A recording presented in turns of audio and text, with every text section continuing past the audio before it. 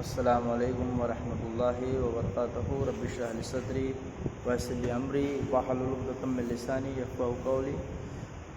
This is going to be the second video of this poem. The title of the poem is Childhood, written by Marcus Nathan. I have already explained you all the 4 stanzas of this great poem in the very first video. This is going to be the second video, and in this video I will discuss with you poetic devices and rhyming scheme and question answer in this poem, and at the end of this video I will also revise the entire poem so you can understand well. And this is going to be the part of post midterm exam. So very nice poem, very easy to understand.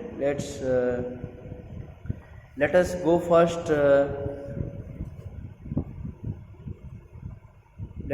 first. Exercise given in the textbook on page number 59.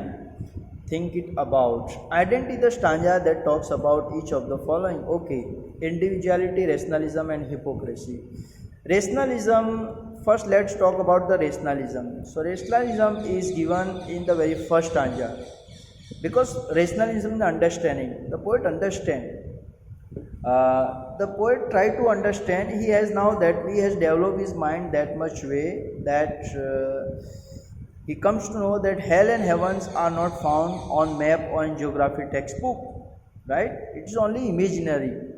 I am just here to discuss about keeping in mind the poem. One must not bring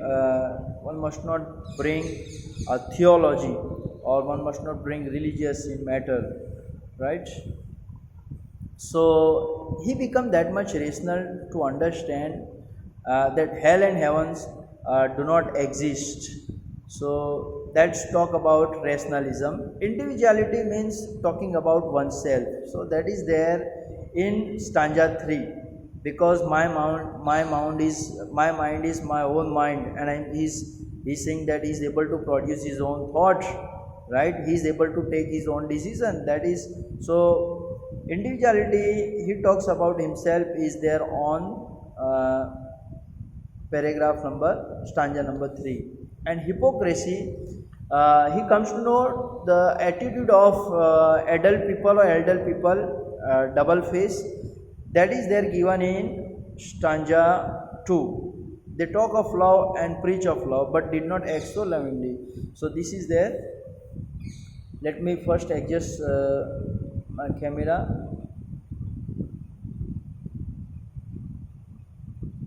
Okay. So rationalism, I have already explained you. The poet rationalizes the lost childhood when he was 11 and when he found out that hell and heaven don't exist and are not found in the geography, right?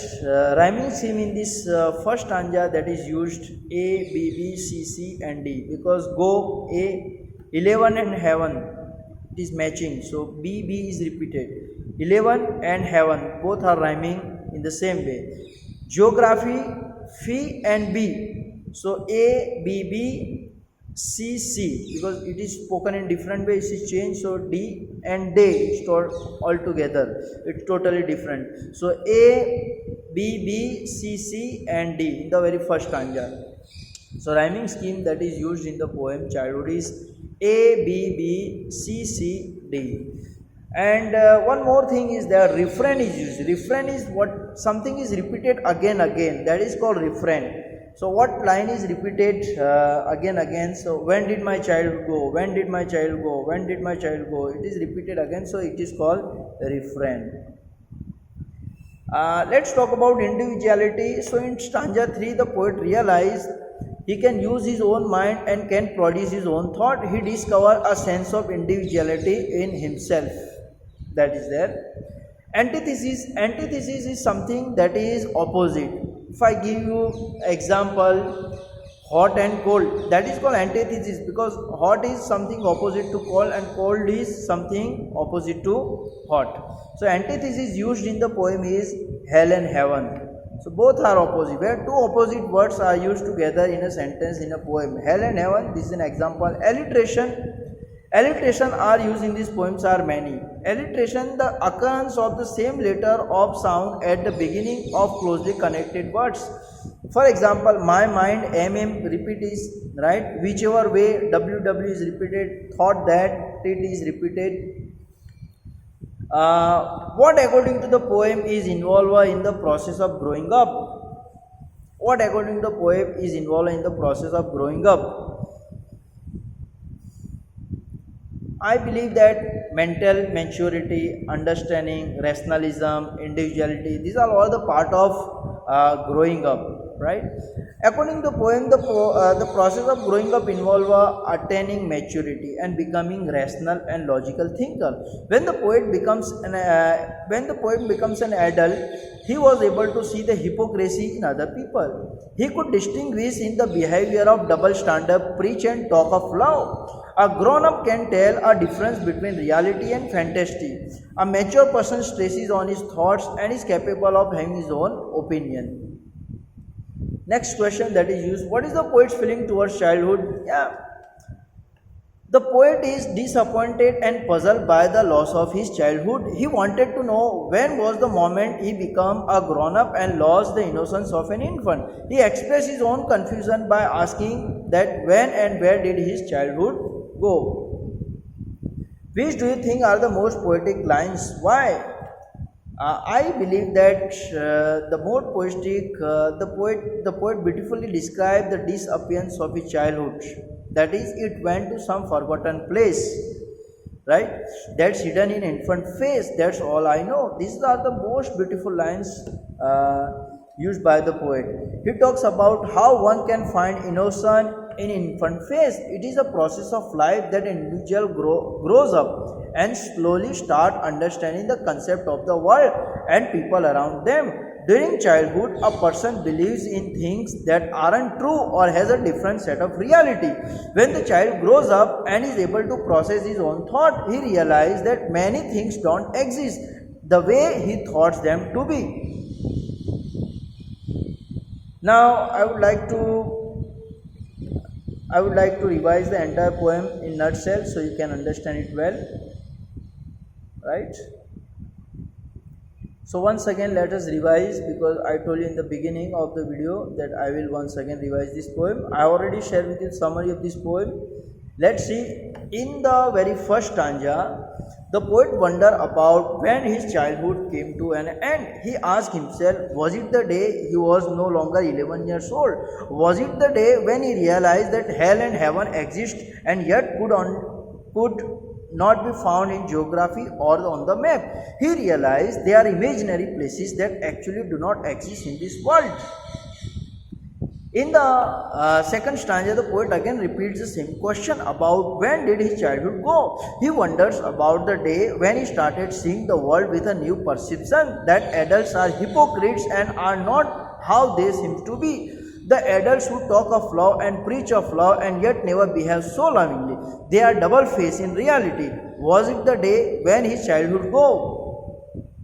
In the third stanza, the poet deliberates on the same question about when he lost his childhood. He asks himself about possibilities. He wonders about the day he realized that his mind was his own and could use it the way he wants. When he realized that he could produce his own thoughts, which were not bound by anyone. When he sensed his own individuality and separate personality, was the day that he lost his childhood? And in the fourth stanza, in the last stanza, the poet remorses about his lost childhood. He concludes that his childhood had gone to some forgotten places which will never come back. He cherishes his innocence which vanished now and could be only seen in baby's face. He only has sweet memories of his childhood which would soon fade away.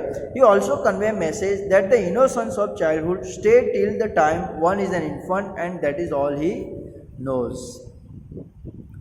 I have already talked with you rationalism and individualism, rhyming scheme and all this. I request all the students to go through this poem, and I will send you question answer also through WhatsApp, inshallah. So in the very first, I have already taught you laburnum top, then childhood, and now we will discuss one more new poem, that is, let's see, The Voice of the Rain. It is there given in page number 41. Walt Whitman. Let's see. Let us discuss the voice of the rain. It's one of the most beautiful poem. This is also okay. So I have got 5 minutes, so I will be able to discuss with you this poem, and in the very next poem I will just go with direct poem. So we do have time. The voice of the rain. First, let's read together. And who art thou? Said I to the soft falling shower. The poet is there asking question to the rain. Right? That who are you? Said to the soft falling shower. Soft falling means soothing effect. Which stands to tell. And the rain is there giving answer to the poet. Gave me an answer as here translation, and the poet has translated the answer of the rain in these lines. I am the poem of the earth. Right? I am the song of the earth, he is saying. The rain is there. Now there is a conversation, there is a dialogue between the poem, between the poet and the rain. And what answer is given by the rain is over here. I am the song of the earth, said the voice of the rain. So I am the poem of the earth is personification, and said the voice of the rain, it is also called metaphor because it is comparison. And non-living is describe himself as if it living beings, so that is called personification. Eternal I rise eternal, forever, impalpable, out of the land, impalpable, out of land, spreading everywhere on the earth, that is called right. I rise impalpable out of the land and the bottomless sea. So I rise from the sea.